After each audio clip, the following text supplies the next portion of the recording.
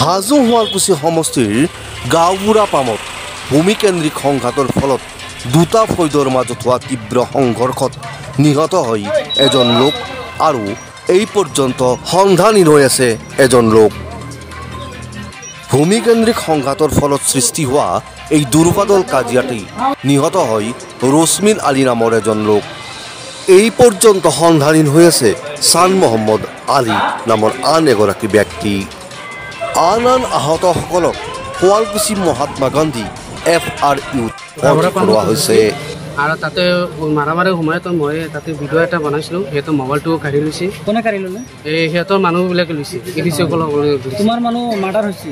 আমাৰ মানুহ এটা মাৰ্ডাৰ হৈছে আৰু এটা নিখোজ হৈ গৈছে আৰু এটা ইমাৰ্জেঞ্চি লৈ আহিছিলোঁ মই লৈ আহিছিলোঁ আৰু সেইটো এতিয়া GMC। এতিয়া বৰ্তমান কোন মেডিকেলত আহিছে? এতিয়া শুৱালকুছি মেডিকেলত আহিছে।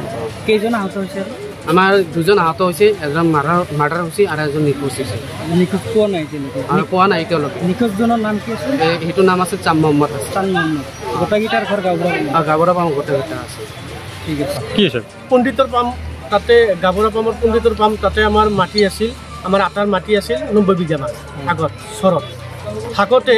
তেতিয়া আমাৰ ডাঙৰ খুৰা আৰু চাচাহঁতে হাল বাইছিল, খেতি বাতি কৰিছিল আৰু মাজে মাজে সিহঁতে ডুম দি থাকাত আকৌ গাঁৱবুঢ়া পামৰ মুৰ্গী সমাজে আৰু অন্যান্য মানুহে মিলাই কিনে মীমাংস কৰি কিনে 90 বিঘা মাটি আমাক দিছিল। দিয়াতে তাতে আমি হাল চাল ভাই থাকোঁ বা খেতি কৰি থাকোঁ, কিন্তু সিহঁতে 15-20 জন দলীয় এটা গ্ৰুপৰ ভূ মাফিয়া দল সিহঁতে আহি কিনে সেই মানুহবিলাকক আক্ৰমণ কৰে। যেনেকুৱা আজি আমাৰ দাদা ৰশ্মিন আলী ডেথ হ'ল, তাহাঁতক আক্ৰমণ কৰি কিনে মাৰি পেলাইছে।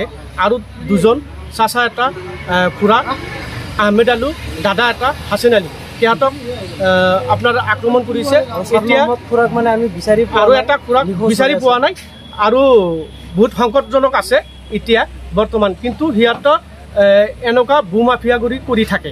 কোনে মাৰিছে? এইটো মাৰিছে আপোনাৰ ইদ্ৰিছ আলী, কুদ্দুছ আলী, আপোনাৰ সাদ্দাম আলী আৰু আপোনাৰ নাজমত আলী, কাদেৰ আলী, চানু আলী আৰু অন্যান্য গ্ৰুপৰ 15-20 জনীয়া দল আছে।